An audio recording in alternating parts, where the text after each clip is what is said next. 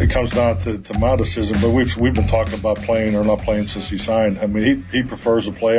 Brett Favre wanted to play. I've never had a quarterback that did not want to play. But it's really how it all fits together. Yeah, I haven't really had him yet, so I think this afternoon we're going to figure that out. Oh, it's preseason. It's not real football. So if I do, great. If not, great. Mike McCarthy says that they've had discussions since Aaron signed about whether or not Aaron Rodgers would play in the preseason. And then Rodgers says, we haven't talked about it. We'll talk about it today. And it's the preseason. It's not real football. Doug, should he play? Doug Whaley with us until 10 o'clock. Should he play? Does he have to play? Do you leave it up to him? What do you think? First off, that's typical Aaron Rodgers. It's beautiful. Yes. He heard what McCarthy said and was just like, I'm just going to be a contrarian and just throw things out there. Like listening to you as earlier when he says he does that on the headsets. That's just him. Mm-hmm. He's beautiful. I love him. Should he play? Absolutely not. Whoa. There's no reason for him to play. He knows the system. This is the second year being in Pittsburgh around probably a lot of the guys that are on the offense that are going to be playing. You have a very important decision to make about your backup quarterback and who should it be. I'm pouring all my assets and play time into that equation. Also, you're going to be looking at an offensive line that you're trying to find the best combination. So why put your 42 plus 43-year-old quarterback behind that guy when they haven't gelled yet? And lastly, I just think he's Aaron Rodgers. Mm-hmm. He doesn't need the preseason. He needs to be able to get to the regular season completely healthy with a line that has solidified itself as being able to be the best five that they can put out there, and then help the organization for a future decision by figuring out that backup quarterback. Let's go through all three quarterbacks that we know is going to play. Mason Rudolph, Will Howard, Drew Aller. Let's start with Mason. What are you looking to see out of each guy tomorrow night? Mason, I'm looking for precision, meaning no false starts, that the execution of the offense seems seamless. It seems like he's been here for a long time. He's a veteran. No pre-snap penalties, nothing like that. Being able to find the open guy, even if it's just a check down, just be able to operate that offense with precision. We're like, okay, that's a 9+ year vet. Howard, I'm looking for a command of the offense. And the difference between precision and command is he's actually moving the ball and moving the offense and taking advantage of the defense and knowing the right spots to actually put pressure on the defense. That's, to me, is the difference between a rookie and a second-year guy. Command. Drew Aller, to be able to function in an offense, and that's be able to call a play, get under center, be able to execute the play that is called. Even if he throws a pick, at least he's out there trying to execute the offense and not just look like a deer in headlights. So that's where my three categories are and what I'd be looking for. All right, let's break it down further then. So Will Howard, we think all the pressure's on him. Drew Aller's going to make the team. His third-round pick. He's the pet project. Aaron Rodgers obviously going to make the team. I don't know if there's anything that Mason Rudolph could do to play his way out of being on the roster. I think it's all on Will. If Will plays well, he could take Mason's spot. If he doesn't play well, I could absolutely see him on the chopping block. Oh, no doubt. And I look at it this way. Listening to Art, now, I don't know who's going to make the ultimate decision, be it Omar, be it McCarthy, be it Art, or a combination of the three. But Art said, and I've said this, we don't believe in giving up on a season. That's why I think Mike McCarthy is here. That's why I would lean toward the backup being Mason. But in the end, if Will knocks out the champ and comes in and just plays that much better, where they're saying, okay, he doesn't have the experience as Mason, but he played as well in the preseason, showed a command in practice and in the huddle and in meetings, and understands what we're trying to achieve as an offensive system and philosophy. If they buy into that, then I could see it happening. Because in the end, you like to go with the younger guy with the higher upside. And if Will shows that, then go with it. Do you think that McCarthy will call plays that will enhance their abilities, like each quarterback's ability, like what they do well, or do you think it'll be a kind of a status quo offense throughout the whole entire preseason game? I would hope they tailor each series to the quarterback and what they like to do, because what you want to do, especially with these young guys, give them some confidence. Get them to say, hey, all right, I got this. I can build on this, instead of throwing out there and just saying, oh, well, he's weak at this. Let's see if he can perform in the game. And then that just crushes their confidence. And then you don't have a guy that's ready to take that next step. He starts throwing that doubt in his mind. So tailor it to, hopefully they sit down and say, you got 10 to 15 plays. What are the ones you feel most comfortable with? Okay, we're going to call those.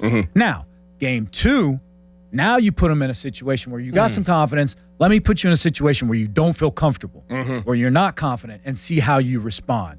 And that's that maturation process of a quarterback. And then game 3, I would even say, you give me the 10, 15 best plays, and then I'll call those plays that you want.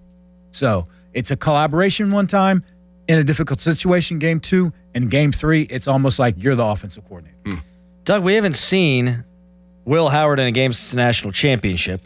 We haven't seen Drew Aller play in a game since Northwestern, and he got hurt. So we don't know. We've never seen these guys in a Steelers uniform beyond just practice. We asked this question yesterday. I want to get you on it before we actually watch them play. Do you think the next franchise quarterback of the Pittsburgh Steelers is on this roster? I would say, all right, give me your definition of franchise quarterback. That's exactly That's what Dorin said. 10-year guy. 10-year guy like Kirk Cousins? Guy that wins you games. Not a guy you can win with, but a guy that actually can win you football games. I would say no. Me too. I would say no. Now, I will say this. If you had to pinpoint me to a guy between Drew and Will, I'm going Will. You're going Will? Because he's won big games before. Yeah. He yelled at me. Look at that. You see that? Does that matter, though? College games, does that matter? Yes. And it doesn't matter as in him beating Miami or whatever. It matters is when the team needs you the most, as the trigger man, you don't crumble. You actually perform. Now, granted, you may have studs all around you, but you don't throw interception. You don't fumble the ball. Do your job. Don't get sacked. You don't hold on to it. You distribute the ball. And he did it to the best of anybody's ability in that year, college year. Go to Drew Aller. What's his record in games against top 10 opponents? He's like Kirk Cousins. Now, I'm not going to dispute his ability. He's got ability. But for me, in that situation, it's harder to be able to perform in crunch situations than to be a guy with a bunch of talent and overcome that. I just don't see that's harder to overcome. Oh, it's a fascinating case study. Can you coach that into a guy, though? You could. I mean, to a high level, like to where he can put the game on his back. Yeah, I haven't seen that. I have not. Now you could coach it to the level like, all right, I know I'm going to give in the 2-minute. I'm going to give you these 5 plays because I know you can execute them. But if something goes wrong where that defense, it's a different defense, and he's got to make a check, and he's got to come off the primary to the secondary or look him off and go, he's shown you time and time again that he can't do it. And I'm not saying. I hope I'm wrong. I hope that's case study where he's the first one to be able to say when it's 3, if he can become Robert Ory. And now, non-NBA teams, fans out there, Robert Ory is a 3-shot specialist, and he got signed to make 3-point shots in game 7s. And he's probably got 5 of them to win championships. Yep. Robert Ory. I don't know if you can become that. I think that's just you got it or you don't. I definitely think you're either clutch or you're not. But what I do wonder is, and I don't have the answer to this. What I wonder is, was Drew Aller not clutch, or does he just have terrible mechanics and you need to fix the mechanics and coaching, and he couldn't put the ball where he wanted to put the ball because he's got terrible footwork and things like that. But then that would have shown throughout the whole game and every other game against Maryland, against Ohio State. against Rutgers, against Michigan, it would have been consistent. Then he wouldn't have been a third-round pick. That's where I get it. Because he has the physical talent. No doubt. He's more talented than Howard. That's Absolutely. why it's a fascinating case No study. doubt. Because you have two opposites. Yeah. Yeah. Like Howard's got good physical size and all that fun stuff, and he can run and he's tough, but he doesn't have the ceiling. Aller's got the ceiling, crumbled in big moments. If you look at the numbers for Will Howard in the regular season compared to that playoff run for Ohio State, it was night and day. He was better in the playoff than he was in the regular season. Right. So he was clearly a guy that did elevate, Yes. which is what tells me tomorrow there's a lot of pressure on him. If he's that guy, he should play well tomorrow then. Absolutely. Yeah. No doubt about it. Now, again, I hope I'm wrong, but if you look at Drew Aller, it's just very curious to me when they needed him to be the difference maker. He never came through. He didn't.